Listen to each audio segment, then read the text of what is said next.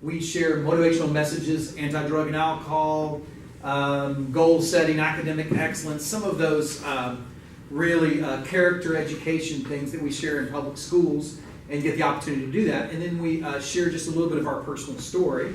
Obviously, as we were talking, I didn't know exactly what I was stepping into, but as we just talked to them a little bit, obviously this is a group that's comprised of people that want to talk about their faith, or at least have open dialogue about that. And so I would love to share really kind of what's most important in my life. And I get the opportunity to do this usually during the week. And so it's a blessing to me. I did play football for a number of years. I played pro football for 6 years. I retired from pro football. Actually, those who maybe are Christians, because I felt compelled to go into ministry. And I started traveling. I retired in 95. My last year was in the CFL. And then I went in full-time ministry, and I travel around the world now and share my faith and share what Christ has done in my life, and to share that in a real way. So I'll just tell you, I'm very fortunate to get the opportunity to do that. My life was actually changed at 13 years of age. I had a best friend whose name was Roger Urbina, who walked into my room, he pointed his finger in my face, and he asked me a question. He asked me if I were to die, whether I'd go to heaven or whether I'd go to hell. And I'm not trying to scare anybody in here or be dramatic or anything like that, but as he asked me that question, I gave him some responses that I thought were appropriate. I told him that I was a really good person. I told him that I went to church often. I even prayed before meals. I was a really, really good person. So I've got this thing figured out. There's no reason to worry. I'm going to heaven. He explained to me that I was actually, because of those answers, or based on just those responses, that I was probably going to hell. The Bible actually says, this is crazy, and philosophy proves this out. The Bible actually says that we're born with sinful natures. From the fall of Adam and Eve, every single one of us know how to do that which is wrong. We don't have to be taught how to do that which is wrong. My oldest child is my daughter, and she's probably about your age in here. She's in her last year at law school. Brilliant, wonderful girl. And I'm going to tell you, when we brought her to restaurants as a little girl, we would sit there in a restaurant, and she would have her napkin folded in her lap.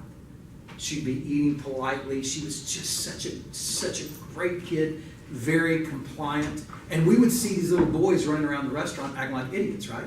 And I would look at my wife and say, we are incredible parents. You know what I mean? Look how great our daughter is. We ought to go around the nation holding parenting conferences. Look how great our kid is. The problem was with my parenting conference idea is that 8 years after the birth of my daughter, my son was born, all right?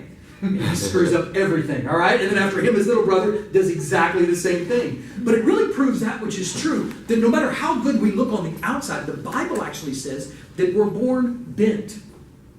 We're born flawed. Because of the fall of Adam and Eve, every one of us is given a sinful nature. Thus, we sin. We break God's laws, right? Now, how many of you raise your hand if you've heard of the Ten Commandments, all right? That's cool. All right, raise your hand if you've ever broken one of the Ten Commandments. All right? Okay, yeah, a couple of you didn't raise your hand. What you just did is called lying, all right? And that's actually one of the big 10, all right? And so I said, listen, he said, that we've sinned. We've all fallen short. We've broken God's laws. Now, check this out. This is beautiful truth. That we've sinned against an infinite eternal God, and we deserve an infinite eternal punishment in a real place called hell. And I know it's not popular talk, and I even get some people push back. I speak in a lot of college campuses, and I do a lot of apologetic work. And so I love dialoguing with students afterwards. And I'll often get this response. I'll get one of two responses. The first response is when I give this part of the speech is, hey, listen, that's cool that you have your beliefs. I have my beliefs, and I don't believe in hell. Well, that's cool. Listen to me. That is so awesome that you don't believe in hell. But just because you don't believe in hell doesn't change the fact that hell still exists. Like, we could take a vote in here right now that we don't believe in gravity. 100% unanimous vote, none of us believe in gravity, and that's cool. But if you climb up on top of this building and jump off, you will find out you were dead wrong, right? Your disbelief in gravity didn't cause it to go away. And so, and then the second thing I'll get is I'll say, well, hey, listen, I'm going to push back against that. Hey, we commit, and it's always with minimizing. Hey, so you're just saying one little sin and we're separated from God forever, and we spend an eternity in hell forever? That doesn't make sense that we just commit one little sin. And I say, well, that's a failure to recognize who we've sinned against. My youngest one's Graham, is his name. He's a great kid. He would never do this. But just imagine that he got in an verbal argument with his classmate on the road next to him. And so they started talking, and finally my son Graham punched his classmate next to him. That would be bad, right? And then the teacher tries to break it up and Manning punches her, right? That's bad. Principal comes down, equal opportunity, punches him. Police officer comes to arrest my son. He's on the way to the police car, punches him, right? They bring him before a judge. They take off his cuffs. He runs across the bench and he punches the judge, has his mother's tempers. Now listen to this real quick, all right? All of those were the exact same transgression of the same sin. But I promise you the punishment for punching the judge is far different than punching his classmate. Not because the sin is different, but he who we've sinned against is. And so my friend made clear and manifest in my heart that I'd sinned against an infinite, eternal God, and I deserved an infinite, eternal punishment in a real place called hell. And the weight of that, I'd heard the gospel my whole life, hear this, but the weight of that really hit me. That I couldn't be good enough. And this is what I believe as I love engaging in philosophical discussion. That it sets Christianity apart from every other world religion. That they're all about what you do, about what you perform, the things that you're able to do. And Christianity has none of that. In fact, it says the inverse, that the best that we do is this filthy rags unto the Lord. And so my friend shared me the good news. Maybe this is the first time you've ever heard it. A friend invited you here. Maybe you're here and you've heard the gospel your whole life. I have as well. But he shared with me this unbelievable truth. Check this out. That there was one who came who was born without sin. You and I are born with sinful natures. He was born without sin because the Bible actually declares he was God in the flesh. Fully God, fully man. 100% God, 100% man. In fact, the Bible says of this person, Jesus in John 1:1, in the beginning was the Word was with God, the Word was God. Philippians 2:6 says of Jesus, who being in very nature God, did not consider equality with God something to be grasped, but instead made himself nothing. So why is it important that Jesus be fully God and fully man? Because he was born without sin. He lived perfectly. And after he lived a perfect life, he died a sacrificial death. They laid him in a borrowed tomb, and 3 days later, he rose again. The historical narratives, Matthew, Mark, Luke, and John, that record this event are not written as fables. They're not written as a story. They're written as historical narratives. Thus, what they assert about the resurrection is true, that there was this empty tomb. He then encountered, Jesus, the resurrected Christ, encountered hundreds of people. And in fact, the authors of these documents in the New Testament say, hey, listen, if you don't believe this happened, go ask him. And they name names to add credibility to this resurrection story. It was truly done in this historical narrative that Jesus Christ indeed rose from the grave. And my friend shared with me this unbelievably simple yet profound truth. That if I recognized I was a sinner as God made me aware, I could repent of my sins as he gave me the ability to do. And I could acknowledge him as Lord and Savior. And this is what sets Christianity apart from every other world religion. Because the Bible shares that he gives to me his righteousness. Not that I earn it or deserve it. I don't get to Christ based on any of my works. Instead, I get to heaven based on the work and the finished work at the cross of Calvary. And his righteousness, theological term, is imputed to us. It's given to us. So practically, I am probably still the biggest mess up in here. But positionally, because Christ lives in me, I've been declared perfect. I've been declared perfect. Positionally, though not practically, ask my wife, right? I'm a mess up. I screw up all the time. I fail and I don't meet the standard. And so don't look at my life as one that's going to prove. Instead, my life is flawed and I'm messed up. But God sees me not as the sinner that I am. But instead, he sees me with his son's righteousness in me. Therefore, I go to heaven. That's unbelievable news. That this gospel offers us hope. And then not only that, it gives me a way to live my life that is fascinating. A way that ultimately is for my good and his glory.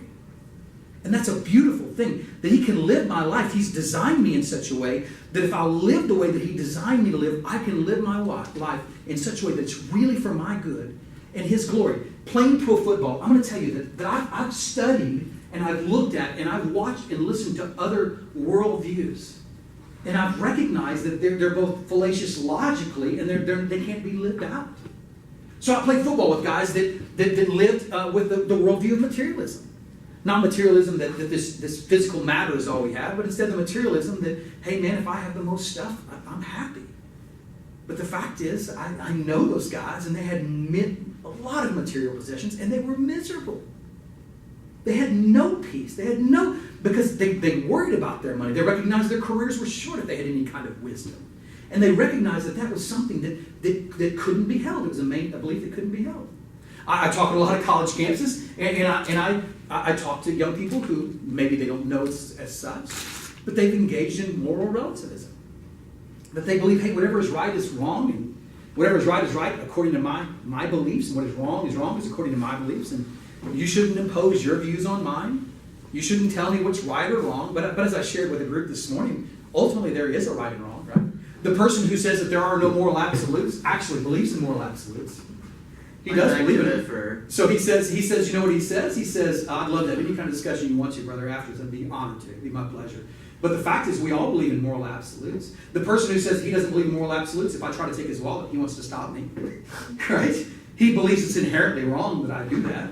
He doesn't want to have anything to do with it. So there are ultimate rights and ultimate wrongs that are determined by a source greater than me. If it's just my opinion, it could be capricious and it could change. But if it was written by God through His perfect, infallible, inerrant word, then ultimately it can be trusted. And I don't engage in circular reasoning whenever I say the Bible is true, if I can prove that the Bible is divine rather than human in its origin. Hence, what it asserts can be trusted.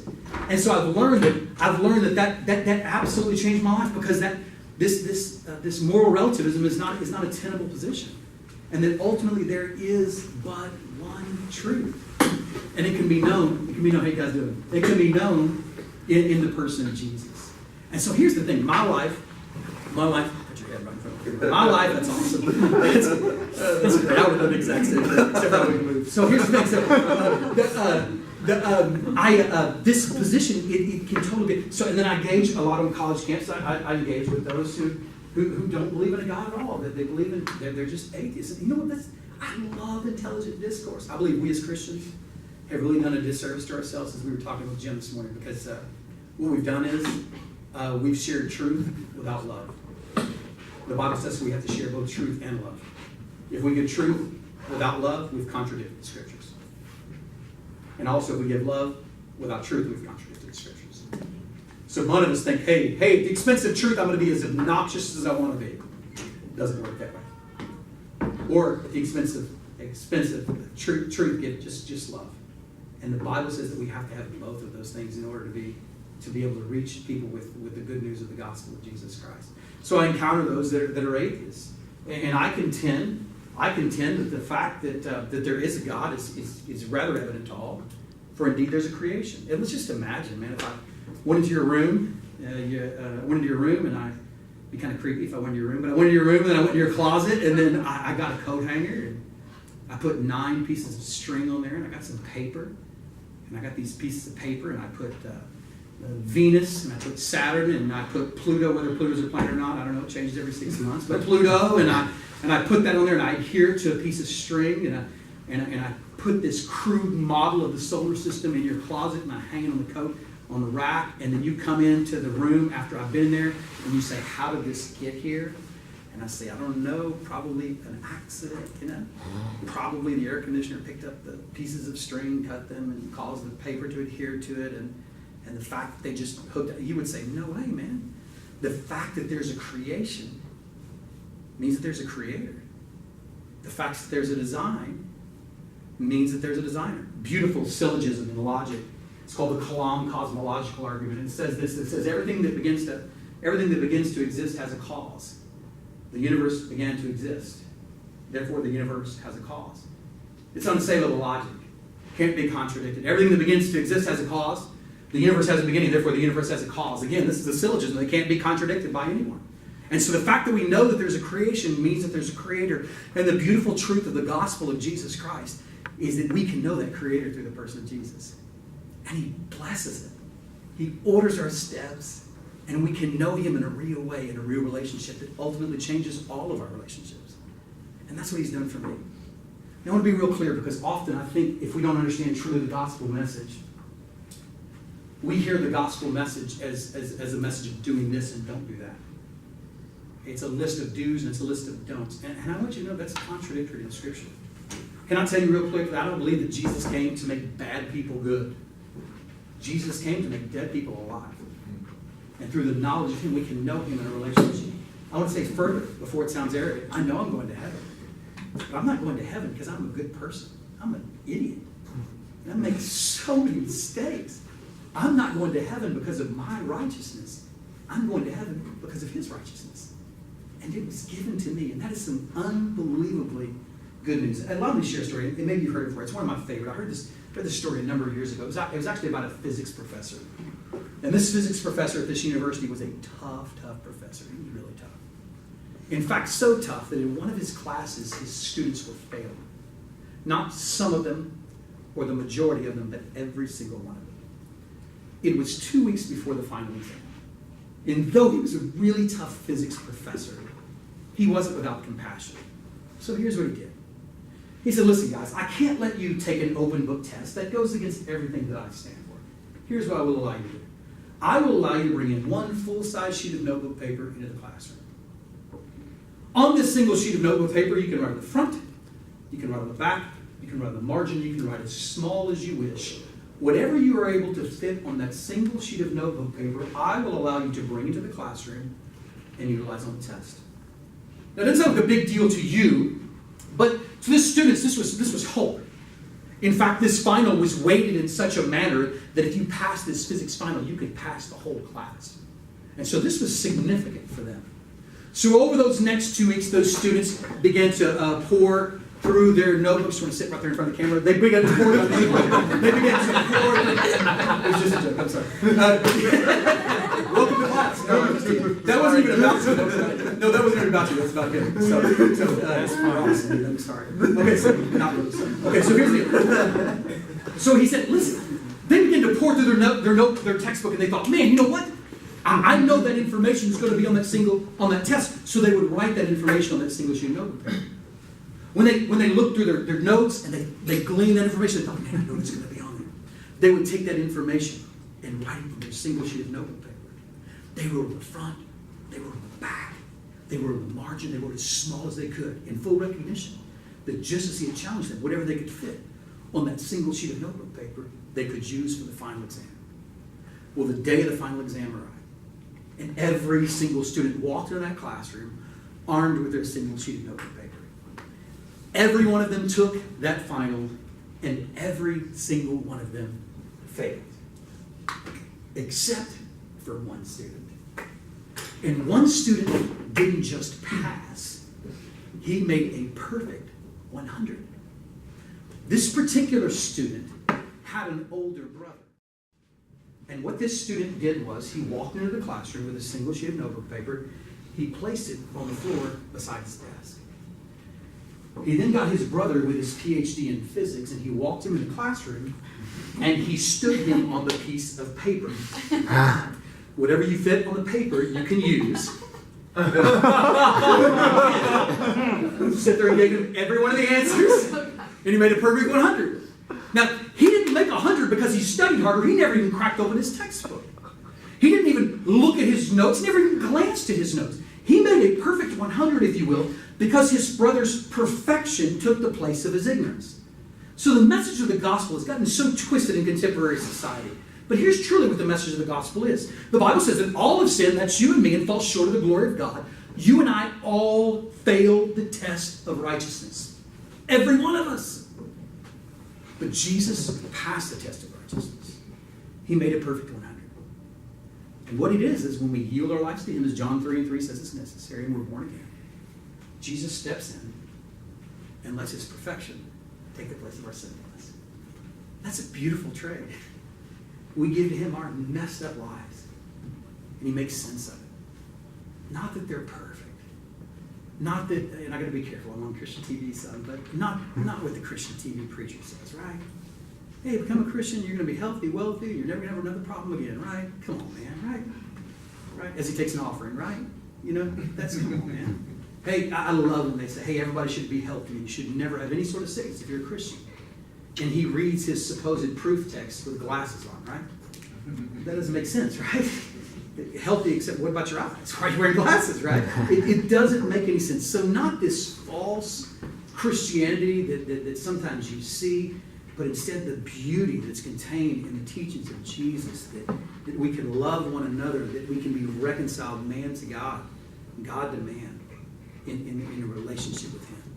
And man, that's what my life is all about, is to be able to share the good news. The message is not mine. I'm not able to modify it or change it where I don't like it. I'm a herald. And the herald is only responsible for delivering the message, not making up the message. I have to trust what it says and be faithful to teach what it says. And so I want you to know, man, I encourage you, for those of you here, and I don't know who you are, and I'm just so glad to have you here. I'll pray and finish up here. But if you're a Christian, walk with him, live for him, make much of him. If you're here and you have more questions than answers, that's awesome too. I love just in talking to Pastor back here who runs the court. Man, come talk to him. He'd love to, man. Have intelligent discourse. It's wonderful.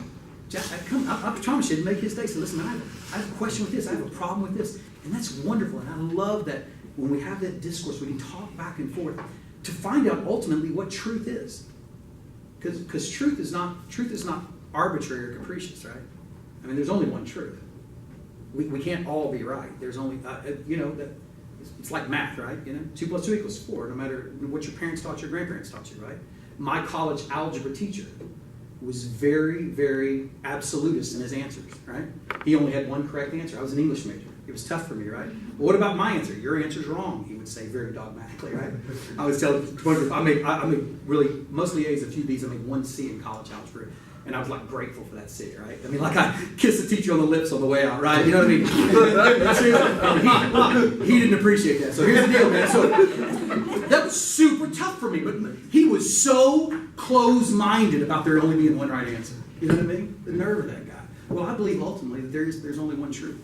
And Jesus said in John 14:6, I am the definite article way, the truth, the life. There is no way to the Father but through me. And so, man, I love more questions and answers. That's awesome. Man, talk to him, and I'm certain he'd be more happy to answer those questions. All right? Can I pray for these guys? Is that all right? Do it. Let's pray. Lord God, thank you so much. Thank you for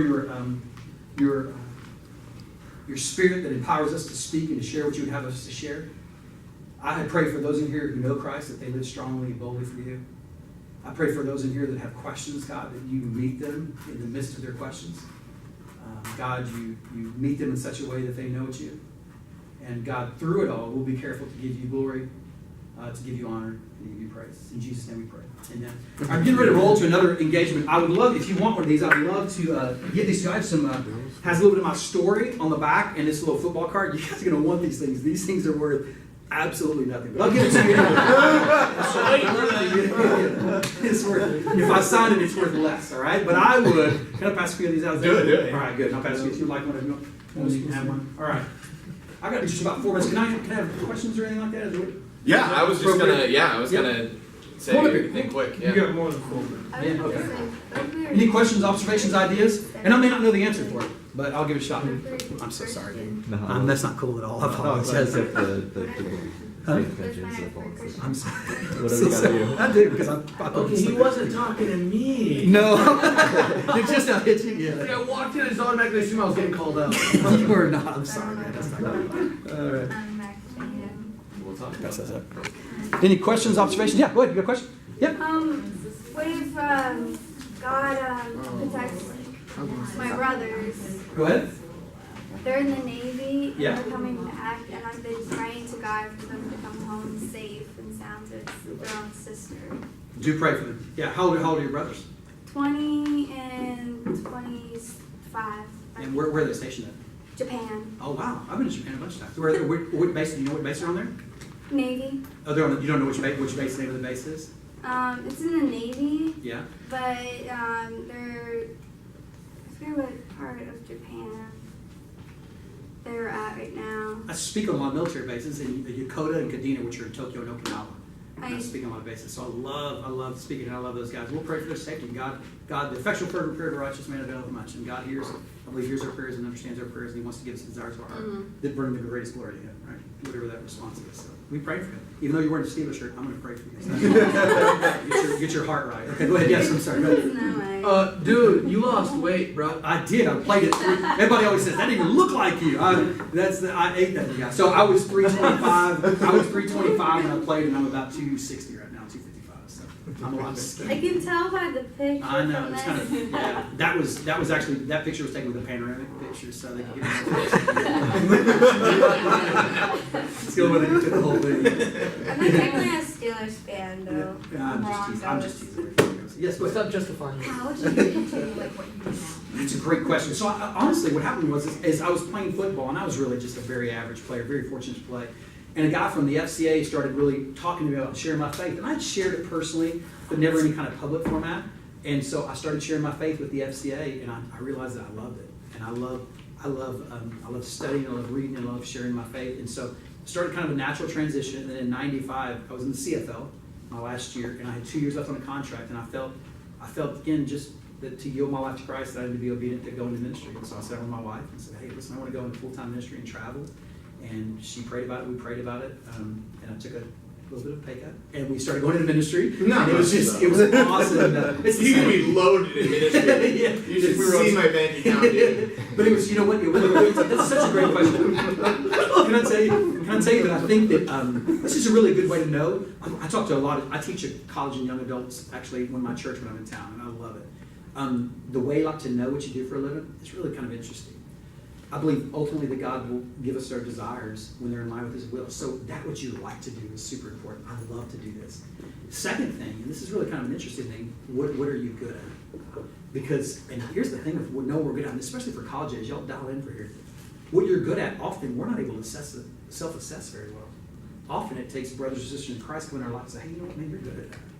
And that confirms and affirms in us. So that which we're good at, and that which we enjoy doing, I think I'm not saying I'm the latter, that I'm good, but I enjoy what I do. I'm passionate about what I do, and I feel like I got the greatest job in the world. So I love it. Travel around, talk to you guys. Yes. Any other questions? Observations? Yep. Earlier you were talking about moral absolutes. Yeah. I very much disagree. There are no moral absolutes. But you were saying with the wallet example that one guy thinks that you should take your wallet, and you say, no, wallet shouldn't be taken. Well, that is its moral absolute. The one guy thinks, I need to take that wallet for my own gain. You think, no, he shouldn't. With two different people with two different perspectives of morality. No absolute. So which one is right?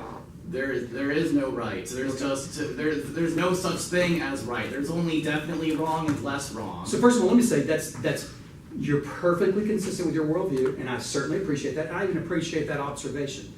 So I will tell you, this is where we get on scary, scary ground.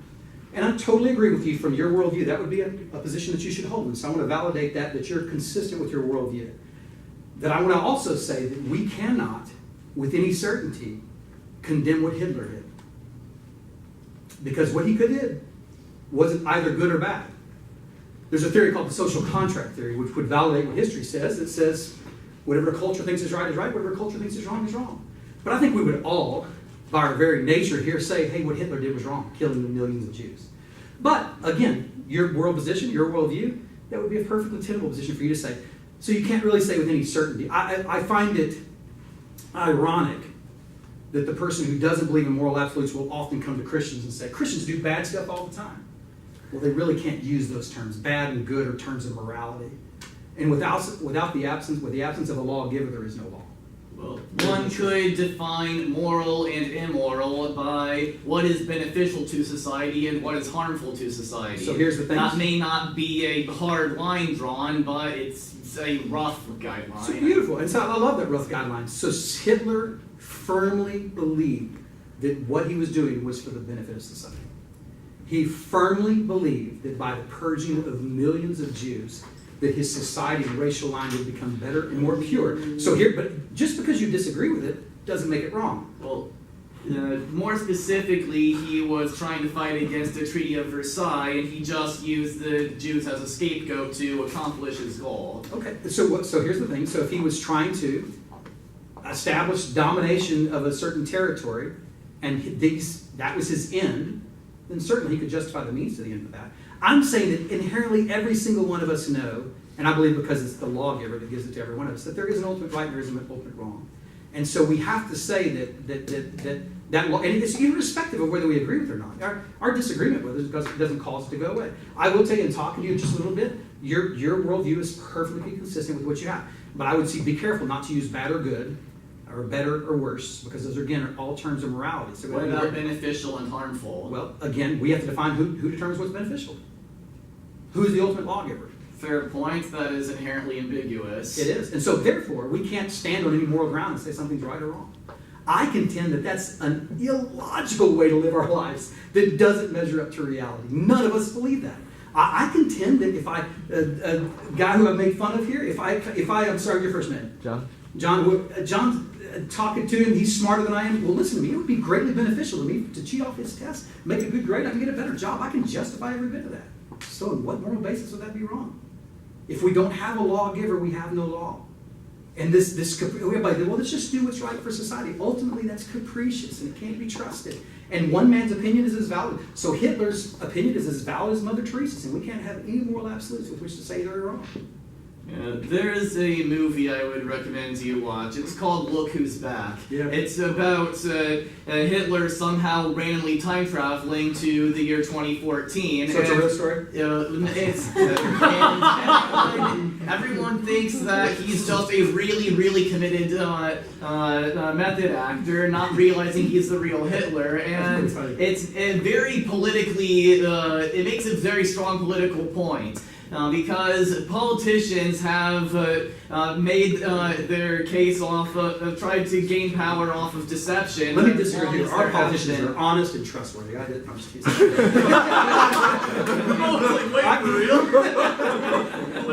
I can't say that in this election cycle. A lot of political leaders have done really horrible things, and they have rose to power with deception. We're agreeing. And Hitler was merely one of such politicians. Don't hate the player, hate the game. So that's true. So, but again, I can't use the words without a lawgiver. I can't use the words hate or dislike or if I do, I must realize that they're very individual for me. And so, thus, there is no moral absolutes. And I'm going to just tell you. So we say this, and let me just say this. You need to know this as far as logic is concerned. I don't know if you've studied much logical fallacies. To say there are no absolutes is a self-refuting statement. Because you're saying... I see it there. Exactly what I saw. To say there are no absolutes is self-refuting because it's an absolute statement. Right? When you say there are no moral absolutes, that's an absolute statement that places something in certain, and you can't say that. So that statement is even not logically valid. You can't make a syllogism where that would be a valid inference, or deductive or inductive, right? So I love logic. That's why I gave you the Kalam cosmological argument. Understand that one beautifully, right? Everything that has a beginning has a cause. The universe has a beginning, therefore the universe has a cause. But unassailable logic. We don't, and trust me, I've lived on how the earth was created. I will tell you, those of you who are Christians here, the Big Bang Theory has done so much to prove what our biblical world proves is true, that God made everything out of nothing. The same logic cannot be given against God. So either we have the universe as eternal, or God, which is eternal. Absolutely. Let me just hold a Exactly what the Big Bang Theory says. There's reason to believe that the matter of the universe actually existed before the Big Bang. The Big Bang just caused it to spread outward and change form. It depends on which one. If you're on string theory or if you're on the multiverse theory, all of which contradict one another. You can do either one of those universe theories that they have. All they prove are invalid, and they refute one another. So we have scientists who have the left side of their library disagrees with the right side of their library. One says string theory, one says a multi-universe theory, which does nothing to fix the problem of this point of singularity. In fact, all it does is bump it back one more step. We have to know logically that we can't have an infinite regress. An infinite regress can't occur. If we have an infinite regress in time, we could have never arrived at the moment we're at right now. There's no such thing as an infinite regress. So we have to have time being created. God gives the answer for this. So let me give it to you one more time. Everything has a beginning and has a cause. The universe has a beginning, therefore the universe has a cause. That logical syllogism cannot be assessed against God, which is probably what you're going to do, because we never believe that God had a beginning. The Bible says he's without beginning, without end. Yes. Earlier you said that the statement "there are no absolutes" is self-refuting. Except we weren't talking about absolutes in general. We were specifically talking about moral absolutes, and "there are no moral absolutes" is not a moral statement, so it's not self-refuting necessarily. If it was talking about absolutes in general, then yes, maybe it would be, but it was specifically talking about moral absolutes. So you believe there are no moral absolutes? I believe if there are, they're ill-definable. Good job, allowing yourself the way out. That was good. I appreciate that. I appreciate good logic. That was good. Actually, I would do the exact same thing. That's well said. So they're not definable. So it's based upon the person, right? Whatever the person decides is true is true. Well, it's true to them. It's not absolutely true. It's only true as by their own perception. Mm-hmm. So if I want to steal your computer, that would be right or wrong. You couldn't say either. Well, you would say it's right. I would say it's wrong, and that's not really an absolute. That's two different people with two different stances. I would say that you would really, and that's good that you keep such intellectual isolation from, but you would be upset by that. You would say that's not a good I thing. would say it's wrong, but you disagree with me and think that's right. We're at an impasse. We are in an impasse, except for ultimately there is a right and wrong. So I agree. Yes, go ahead. I'm sorry. I would love to watch you like debate Charles Darwin or something crazy. I would have loved to have done that. I do a lot of. It may You guys are good at this. It may be not That was be fun. evident here. I do a lot of formal debates where we set parameters for debates with people. Talk about really specific. When you're engaging in a really good debate, you can get on too many tangents. But is there proof that there is a God? Is it logically valid to believe there is a God? And I believe that I can give you several of them from I believe that's the wrong question to ask. I believe the better question to ask is, if God does exist, how much does that matter? Yeah. And I would contend that we would be coming from vastly different points of view, but I would believe we both should conclude that if there is a God, that it matters significantly. That if there's a God who created us and knows that which is best for us, then that is not, listen to me, that's not a great question, that's the great question. Hence the end of all learning. Hence the word says the beginning, the fear of the Lord is the beginning of all wisdom. We need to know who he is. If, now I'll give you the qualifier, if he exists, then knowing him and knowing what he desires for us is of infinite importance. In fact, the single most important thing we can ever do. Okay, I gotta go, don't I? I'm so sorry. I'm going to speak at another place. Thank you, man. I'm sorry. Thank you for letting me. Your whole thing. Glad you could come. Are you going to be over here tomorrow? Or for Thursday? We'll be at Mount Mercy tomorrow, where That's you what I are. said. Mount Yeah. Mercy, you'll be over with me? Yeah. Mount Mercy. Thank you guys so much. Hey, Appreciate it. God bless you guys. Thank you so much.